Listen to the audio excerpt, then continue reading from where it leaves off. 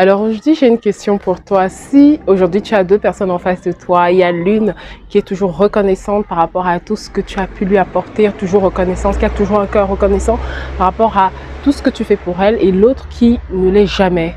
C'est-à-dire que tu as l'impression que tout ce que tu fais, c'est comme si tu lui dois des choses. C'est comme si c'est normal, tu dois absolument être là à son service. Et quelle attitude auras-tu face à ces deux personnes? Est-ce que tu n'auras pas plus envie d'en faire un peu plus pour celle qui est toujours reconnaissante? C'est la question que je te pose aujourd'hui avant de commencer cette vidéo. On va parler aujourd'hui de la puissance d'un cœur reconnaissant, la puissance de la gratitude. Et je t'explique tout dans un moment. À tout de suite. Bonjour, bienvenue. Je suis ravie de te retrouver aujourd'hui pour cette nouvelle vidéo. C'est Marianne, ici on parle de spiritualité et de tout ce qui peut t'aider à restaurer ton âme. Donc, si ce sont des sujets qui t'intéressent, n'hésite pas à t'abonner et à activer la cloche de notification pour être prévenu en cas de nouvelles vidéos. Vous savez, il y a une personne dans mon entourage en fait qui est tellement souvent reconnaissante. C'est quelqu'un qui, pour rien, va vous envoyer tellement de merci pour tout ce que vous avez pu faire pour elle, qui va souvent être reconnaissante par rapport, même pour les plus petites choses. Et je trouve ça toujours tellement beau. Et ça m'a amené à cette réflexion, à me dire en fait que mais oui, dans la parole de Dieu, il y a tellement de passages en fait où on parle de reconnaissance, où Dieu veut qu'on soit reconnaissant par rapport à ce qu'on a déjà.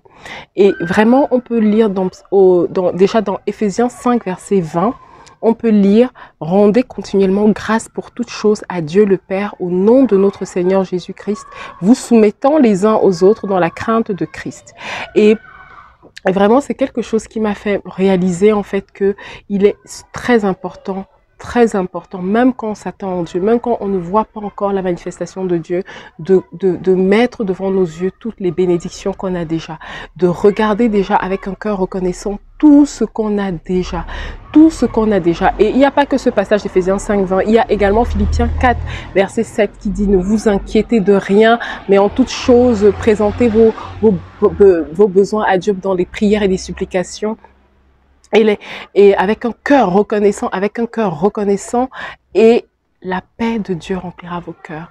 Et il y a tellement de passages comme ça où Dieu souhaite, en tout cas la volonté de Dieu est que nous soyons toujours reconnaissants, que nous ayons un cœur toujours rempli de gratitude. Ce n'est pas pour rien. Vous savez, il y a une puissance dans le fait d'avoir un cœur plein de gratitude. Déjà, ça démontre déjà de la foi. Vous savez, vous ne pouvez pas être rempli de reconnaissance face à une situation compliqué si vous n'êtes pas rempli de foi. Ça démontre le fait que vous êtes plein de foi et ça fortifie énormément. Et je vais partager avec vous une expérience que j'ai eue. Je suis passée par des moments extrêmement difficiles. Je me rappelle à une période de ma vie, il n'y avait rien qui allait. Et je passais vraiment, j'étais dans mon coin. Je suis vraiment une personne effectivement qui vit parfois des situations dans son coin. Et j'étais vraiment dans mon coin et je vivais cette situation assez compliquée et je ne comprenais pas. Et je vous assure, quand j'allais devant Dieu, je me plaignais pas, mais je lui disais, mais je ne comprends pas, Seigneur, pourquoi est-ce que tu permets ça? Qu'est-ce que j'ai fait pour mériter ça? Et en fait, ce que j'ai réalisé aussi, c'est qu'en sortant de ce moment-là où rien n'allait, mais où je rentrais dans la présence de Dieu, où je cherchais quand même à rester dans la présence de Dieu, je ressortais fortifiée avec beaucoup plus de paix.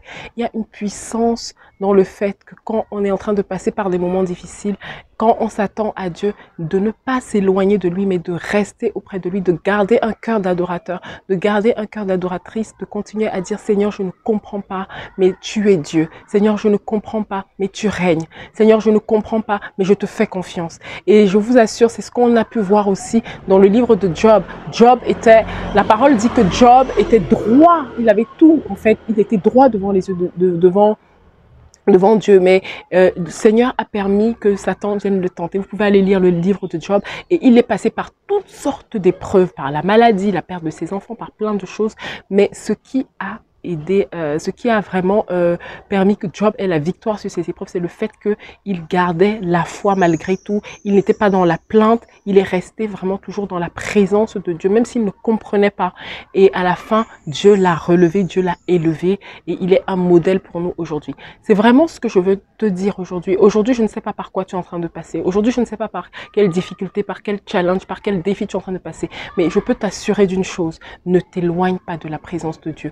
Continue à rester auprès de Dieu, à garder un cœur reconnaissant, à continuer de compter toutes les bénédictions qu'il t'a déjà données jusqu'ici, à continuer de l'adorer, à continuer de le louer. Il y a une puissance là-dedans. Je vous assure, il y a une puissance là-dedans. Pendant que vous êtes en train de garder les yeux fixés sur Dieu, pendant que vous êtes en train de vous attendre à lui, mais tout en l'adorant, en le célébrant, en le louant pour qui il est, pas pour sa main, mais pour qui il est, il y a un miracle qui opère.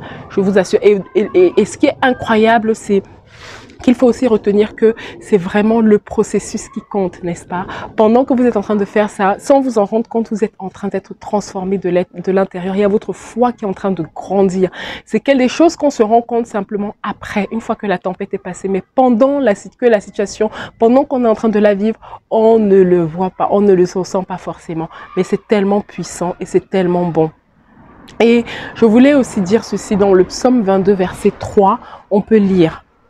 Mon Dieu, je crie le jour et tu ne réponds pas la nuit et je n'ai point de repos. Pourtant, tu es le Saint, tu sièges au milieu des louanges d'Israël. Et en fait, oui, Dieu siège au milieu de sa louange. Vous pouvez, pendant ces moments où vous ne comprenez pas, pendant ces épreuves, vous pouvez mettre de la louange, continuer, ça fait partie de l'adoration, continuer de l'adorer, à rester dans cette atmosphère d'adoration, en vous attendant à lui, en regardant qui il est.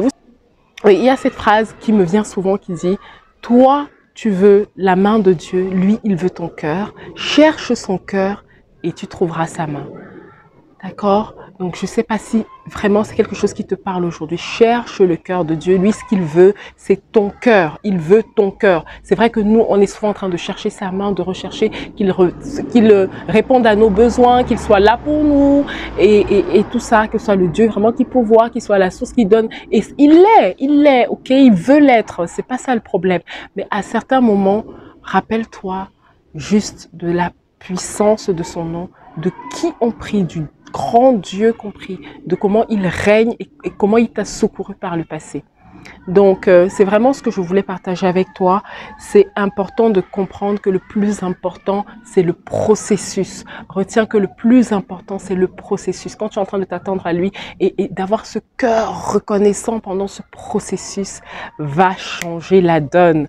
Parfois, tu ne comprends pas. Parfois, pendant ces moments, je vous assure, pendant ces moments où on est perdu, où on est là, on est dans le flou, dans le brouillard, le fait de rester vraiment toujours avec les yeux fixés sur lui en disant Seigneur, tu es Dieu, tu règnes. Il y a parfois une révélation. Le Saint-Esprit va peut-être nous donner une instruction, une révélation, parce que ça apporte la paix. Tellement, quand on est dans la confusion, on a besoin de paix. La première chose, on a besoin de paix. Et c'est ça, bien ça que Philippiens 4, verset 7 nous dit.